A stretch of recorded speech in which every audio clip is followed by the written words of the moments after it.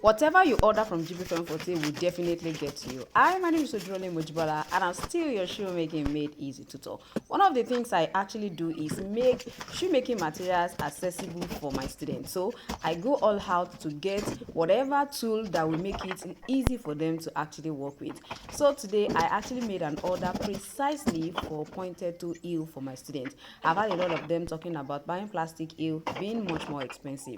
However, this isn't cheap too because the woods are actually the shoulders they are made for hardwood, which is actually totally different from the normal simple sander shoulders.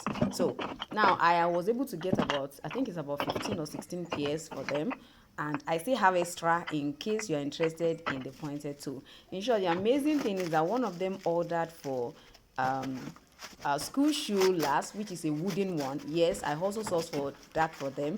So our supplier sent a wooden shoe last that is for heel and in size 30. You can imagine, I couldn't even imagine. I've not even come across wooden heel shoe last, for children. I've seen for adults, but I've not seen for children. I had to contact her. Is this something you want me to sell, or is this something you're interested in? She told me I should keep it for her. And the truth is that so many of them have asked me for heel shoe last, for children, which I've not been able to get for them. So send us what.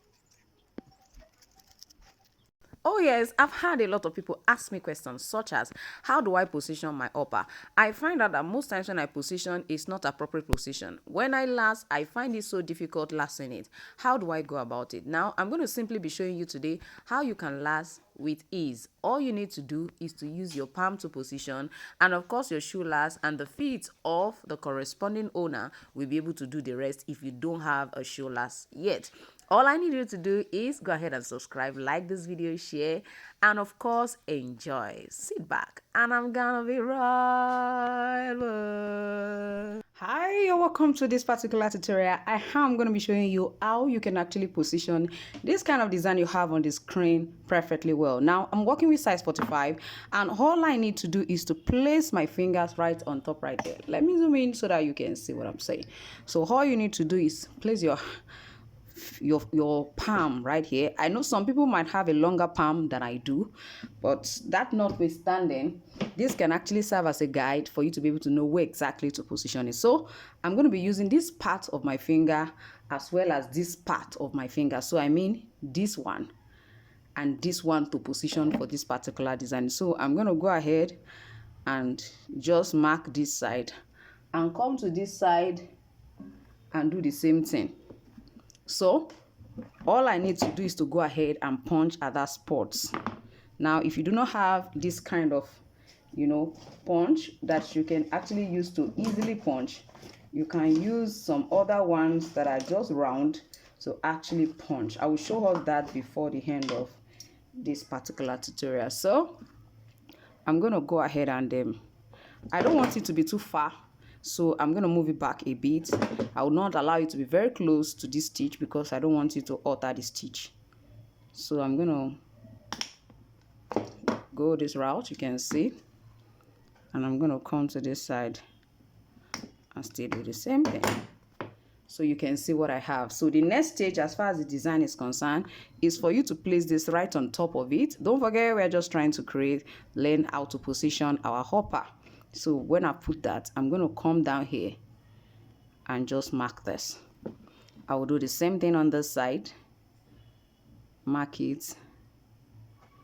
Now you have to be very careful.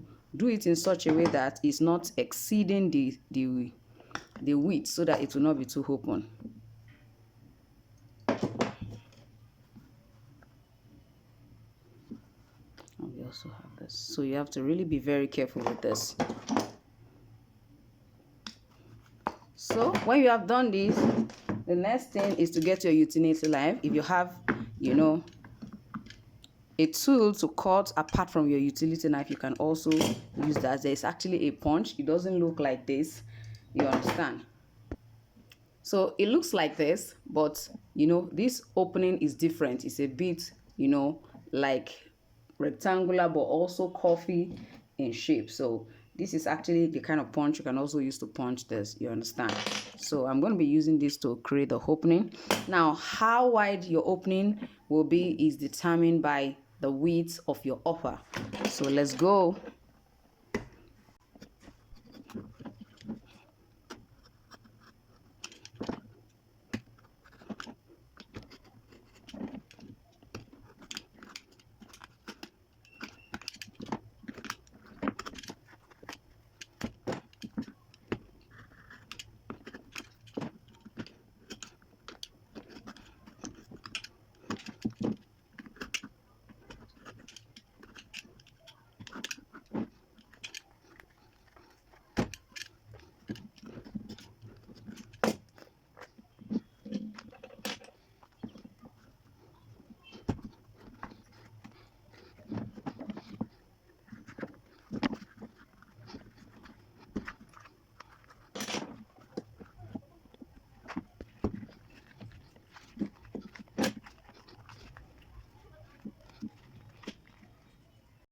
All right, now that we have positioned this toe part, our next assignment is this back part. You can see what this really looks like. I'm sure you can see what it looks like at the front. Can you see what it looks like? So our next positioning is this side. So the best way to position that is to just place your shoe last right inside it, centralize this, make sure it's at the center. Then you go ahead and then position it. It's not fully at the center. So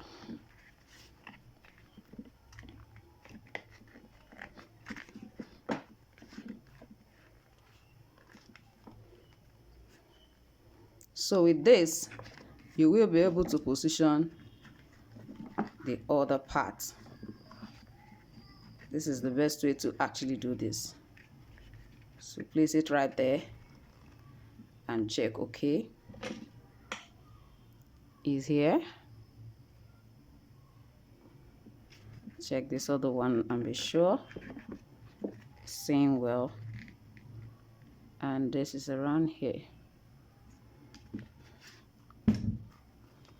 Now, the first thing I want to ensure is that, can you see? Can you see this point and this point? They are actually aligning with themselves. You don't want to position it in such a way that this one comes out, like this one comes out and this one is here. No, you can see the shape is already forming, so it has to stay perfectly well for it to have the perfect shape. So let's go ahead. I'm going to go ahead, punch this, and open it as well. And voila, we are finished with our upper positioning.